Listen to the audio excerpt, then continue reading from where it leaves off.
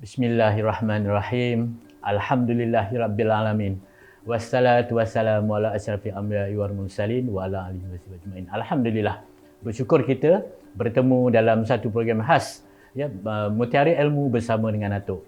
Saya nak ucapkan jutaan terima kasih kepada Yayasan Kebajikan Anak Yatim Malaysia yang menjemput saya untuk berkongsi ilmu untuk dimanfaatkan oleh semua pelajar-pelajar, guru, ibu bapa. Semoga program kita ini adalah satu wadah untuk meningkatkan prestasi khususnya anak-anak. Atuk sebenarnya dah lama dalam bidang motivasi ini, sejak dari zaman belajar lagi. Atuk dapat pendidikan dekat Universiti Malaya. Atuk background Atuk ialah bidang sains, dan bersyukur sebab sains yang Atuk belajar itu membantu mendalami perkara yang berkaitan dengan otak, berkaitan dengan hati dan perasaan, yang memberi banyak input kepada pelajar untuk berjaya. Right? Jadi dalam siri ini Atuk akan bercerita khusus, ada bahagian-bahagian yang tertentu yang Atuk akan cerita pasal otak saja, dan Atuk akan libatkan bagaimana otak mempengaruhi sikap pelajar-pelajar, dan sikap itu pula mempengaruhi dia punya prestasi ataupun pencapaian dia. Semuanya berkait rapat.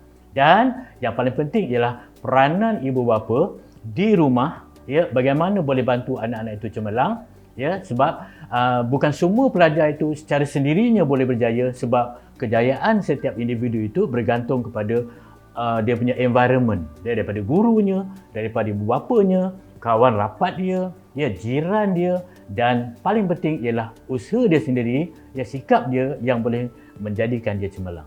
Okey? Baik, Atuk nak cerita sejarah macam mana Atuk terlibat dalam bidang motivasi ini. Kisahnya panjang, tapi Atuk ringkaskan.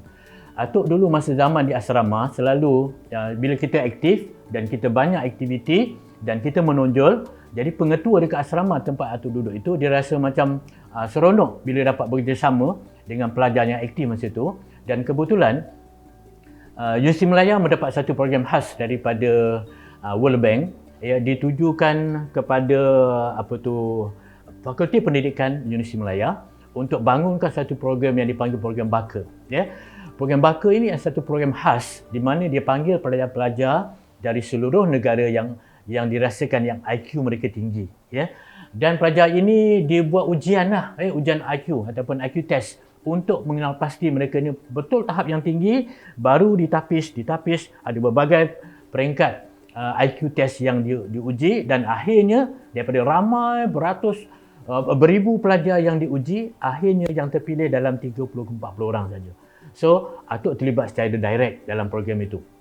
So, semasa kita terlibat dalam program dengan anak-anak yang pintar dan cerdas ini, kita pun terpanggil dan berfikir, kenapa budak ni hebat sangat dia punya otak? Kenapa power gila?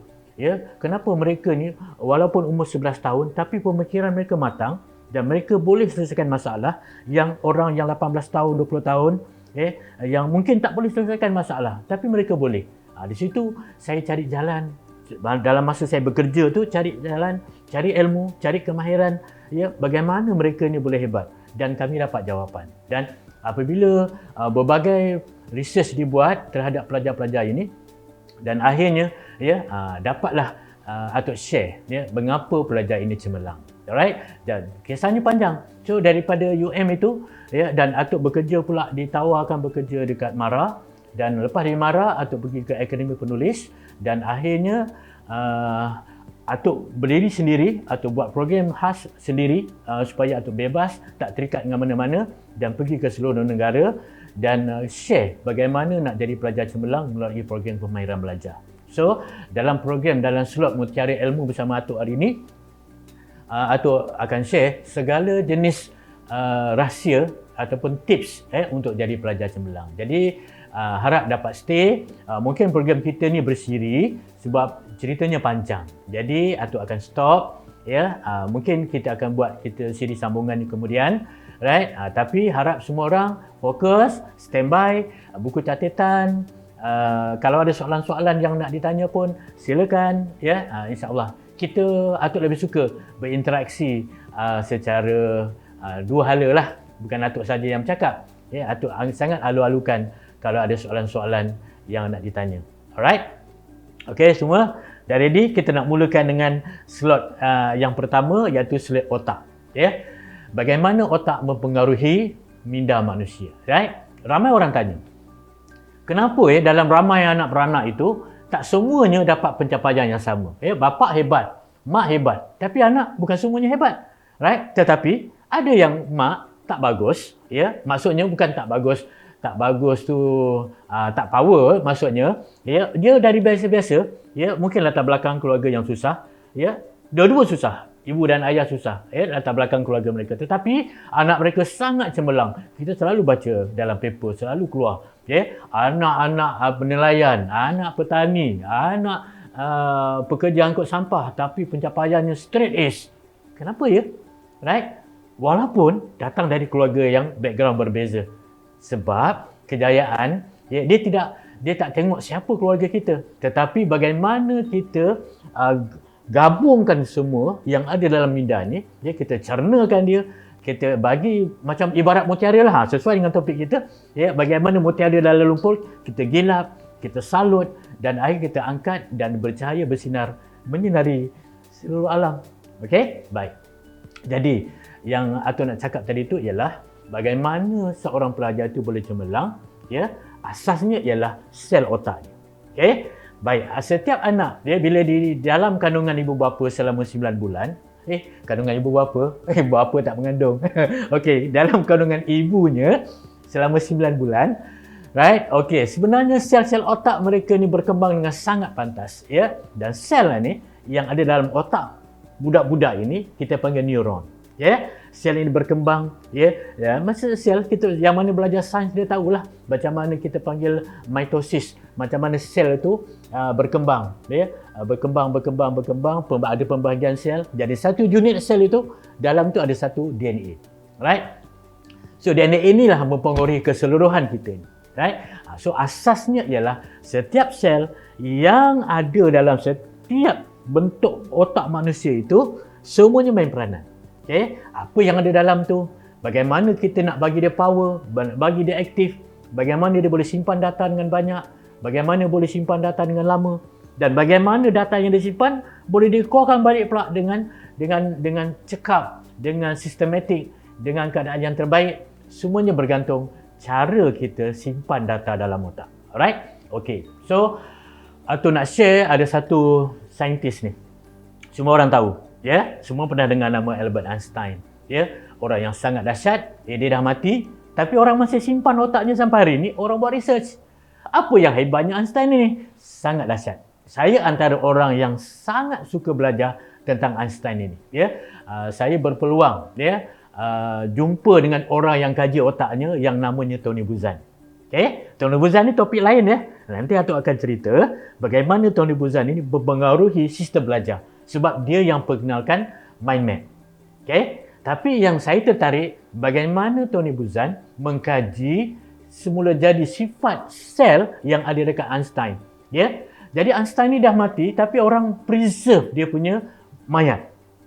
Dan dibuat kajian setiap tahun tu adalah orang yang akan cari untuk buat research dia punya sel otak dia. Dan sangat-sangat dahsyat. Baik, saya nak cari satu benda nak cerita pasal otak ni. Ada satu wire dekat otak kita, neuron ni. Okey, kalau kita tengok gambar nanti, nanti dekat video nanti ada gambar otak. Ada neuron. Dekat neuron tu ada satu salur darah. Right? Salur darah ini membawa oksigen pergi ke sel otak. Right? Oksigen kita dapat free dari Allah. Tuhan bagi oksigen free. Tetapi bukan semua orang oksigen masuk sama ke dalam sel tu yang menjadikan sel tu power. Berbeza. Sebab apa berbeza? Sebab salur darah tu mungkin sempit.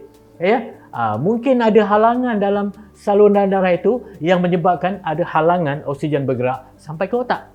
Right? Jadi Einstein ini dikaji. Kenapa dia power? Seawal umurnya 12-13 tahun, yang saya bacalah pasal Einstein ni, dia jalan-jalan dengan bapaknya lah. Masuk umur, kalau kita kat Malaysia ni form 1 lah, 13 tahun. Dia bersama bapaknya. Bapak pun hebat. Bapak ni selalu memang galakkan dia lah untuk jadi lebih hebat daripada bapak dia. Jadi masa dia jalan-jalan dekat satu kawasan tanah lapang dekat Kazakhstan, Einstein tersepak satu batu. Dan batu tu mengeluarkan emission ataupun dia panggil pecahan yang macam kita panggil macam bom atom lah, yang spark. Jadi dia pun, kalau budak biasa nampak benda tu tak ada apa, tapi Einstein tak. Dia ambil satu butir batu tu, dia bawa balik, dia tanya dekat ayah dia dan minta ayahnya cari apa sebenarnya punca spark tersebut.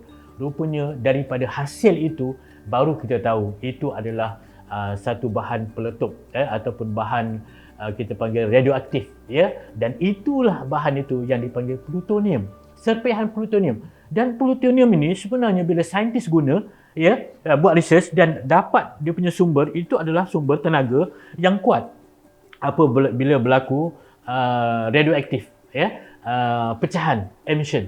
Dan daripada jumpaan Einstein itu, maka terhasillah bom atom. Nampak ya?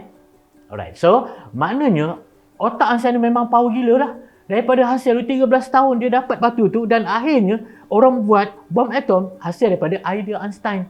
Right? Nak tahu yang berikutnya? Okey, tunggu lepas ini. Thank you. Bye-bye.